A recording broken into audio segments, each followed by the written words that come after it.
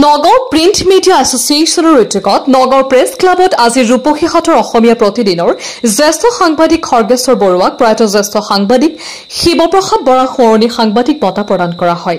উক্ত অনুষ্ঠানত নগাঁৱৰ বিধায়ক ৰূপক শৰ্মাই বিশিষ্ট অতিথি হিচাপে অংশগ্ৰহণ কৰাৰ লগতে অনুষ্ঠানটিত প্ৰযুক্তিৰ উত্তৰণত ছপা মাধ্যমৰ সম্ভাৱনা আৰু সংশয় শীৰ্ষক বিষয়ৰ ওপৰত বক্তৃতা প্ৰদান কৰে নগাঁও বিশ্ববিদ্যালয়ৰ উপাচাৰ্য ড হিতেশ ডেকাই।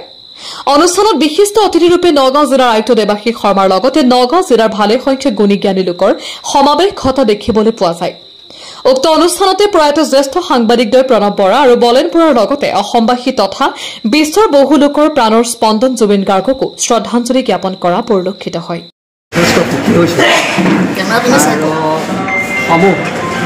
সাংবাদিক প্ৰতিষ্ঠালৈ আন্তৰিক শ্ৰদ্ধা নিবেদন ভাল হৈছিল। ভাল লাগিছে এটা কাৰণে যে আমি নিবিচৰা আমি নজনা বস্তু এটা হঠাৎ আমাৰ তালৈ আহি গ'ল, হঠাৎ আমাৰ তালৈ আহি গ'ল। কেনেকৈ আহিল আমি ক'ব নোৱাৰোঁ।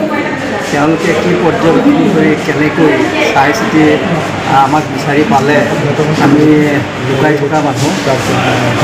গতিকে তথাপিতো যে তেওঁলোকে আমাকেই পালে আমি তাৰ কাৰণে নিশ্চয় আনন্দিত হৈছোঁ আৰু নিজকে ধন্যবাদ আৰু সেইটোৱে ঠিক আছে। এছ'চিয়েশ্যনৰ উদ্যোগত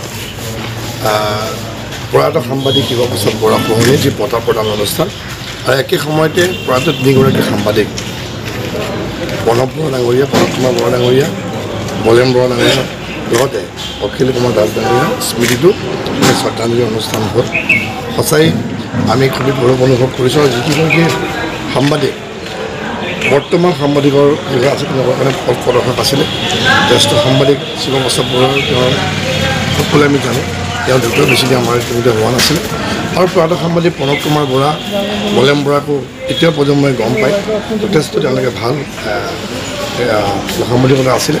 গতিকে তেনেকুৱা যে স্মৃতি চয়ন কৰা হ'ল আৰু ইয়াৰ সম্বন্ধ ৰাখি পেলাই বৰ্তমান অৱস্থাত প্ৰিণ্ট মিডিয়াৰ যিটো সংশয় বা বৰ্তমান ইলেক্ট্ৰনিক মিডিয়াৰ ওচৰত প্ৰিণ্ট মিডিয়াৰ যিখিনি তেওঁলোকৰ সংশয় বা ভয়াৱহতা তাৰ বিষয়ে লৈ পেলাই এই অনুষ্ঠানটো খুব সুন্দৰ হ'ল।